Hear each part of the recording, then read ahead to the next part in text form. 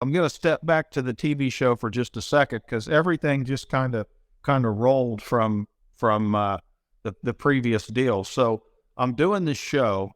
I'm about 4 years into the show. At the time, it was called Maximum Archery, but about 4 years into it, I noticed that all these X Games were getting really exciting. What kids were doing with BMX bicycles and skateboards and motocross and the video games that they were playing were starting to get really realistic and had a lot of activity to them. And I told my cameraman, Mike Osborne, I said, kids are not going to want to be bow hunters. It's not as exciting as some of the stuff they're doing. If every week, if every day they turn on the TV and they just see me, going, hey, it's Tuesday. We're in Kansas. The wind's out of the west. We got to make this look more fun and really step up our game. So I changed the name from Maximum Archery to Maximum Archery World Tour. I took all the dates and the locations and the species we were hunting, put them all in a straight line on the back of the t-shirt, like an old Van Halen concert shirt or Journey concert shirt. And we had this idea that we weren't going to have a hunting show. We were going to have a show about a group of guys, cameraman, production, me as the host and hunter, that are actually on a tour filming the hunting show. So it was really reality TV before I even knew what that name meant. Mm-hmm. And the show was 3 segments long, and it used to be 3 segments of hunting.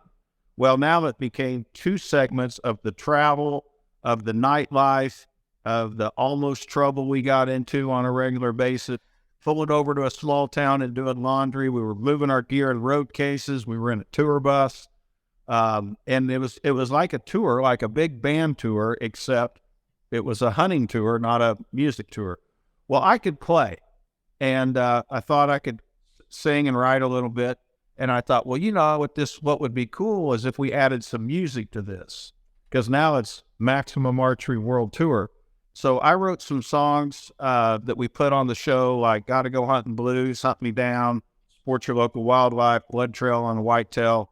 And these songs were songs, but they were really built around the show and the campfire and the opening number to the intro. The credits are rolling in and out of commercials, and we were using this rockier country rock originals, if you will. Mm-hmm.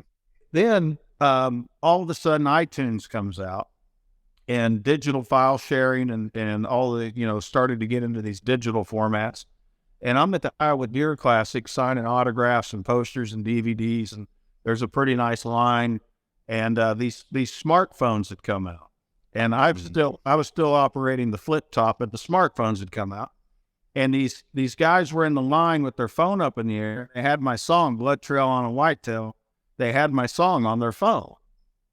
And I had made, I had some shoe-ins to make the music, because a lot of the country artists and people in country music are hunters. So there was I had a lot of national touring, big-time artist people that actually watched my show and had reached out to me over some time. So I'd worked with a producer by the name of Doug Grau to record these hunting songs, and I didn't think of it as a music career. I thought it just made the show a little more fun.